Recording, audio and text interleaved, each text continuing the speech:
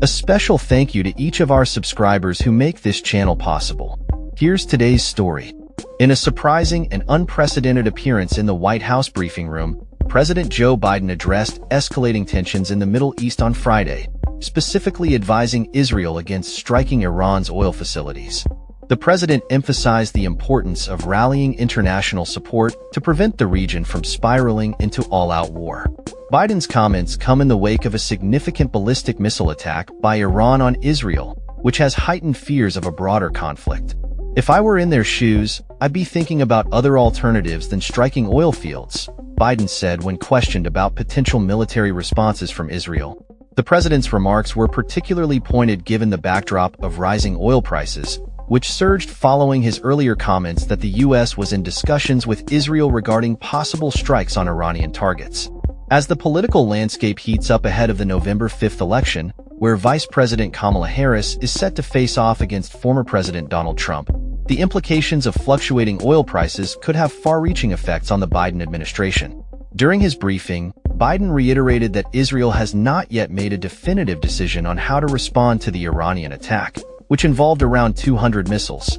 The president noted that communication between U.S. and Israeli teams is ongoing, although he has not personally spoken with Israeli Prime Minister Benjamin Netanyahu since the attacks.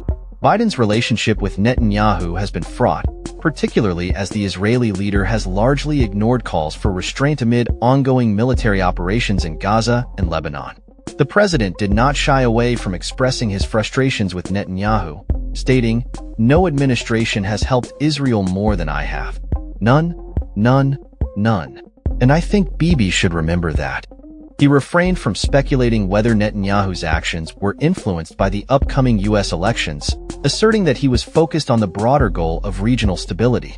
The president's comments reflect a delicate balancing act as he navigates the complexities of U.S.-Israeli relations while addressing the urgent need to prevent further escalation of violence in the Middle East.